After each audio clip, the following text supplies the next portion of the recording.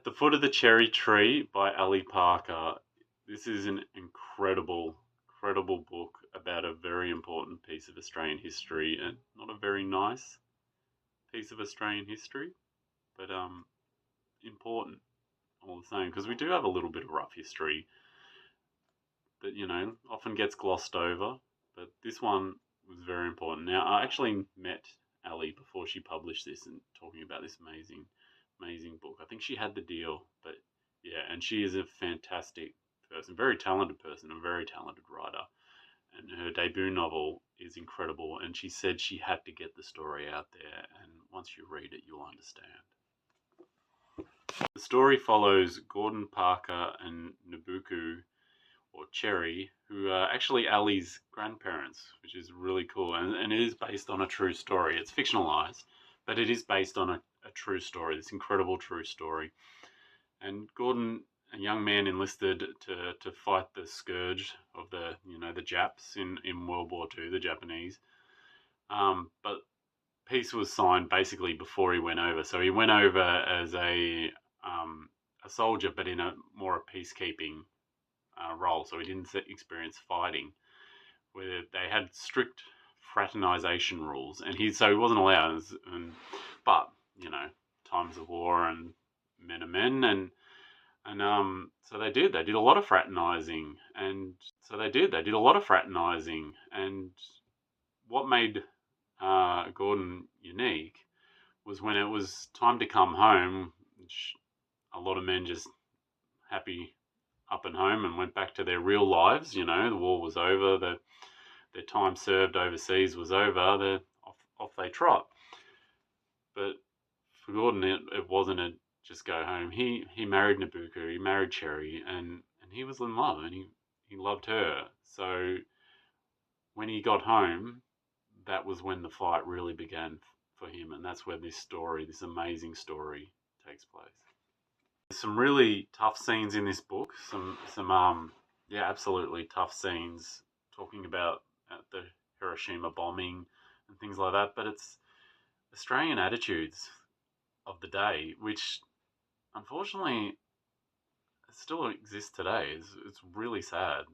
We've had this great multicultural country. We pretend we celebrate it, but I don't think we always did. And the White Australia policy that is prevalent in this book, like without people like Gordon and Cherry, and the Parker family, that to embrace this lady and want to bring her to the country and not just abandon these two children that he had over there, and the lady that gifted him to him, it really changed the fabric of Australia to eliminate this policy.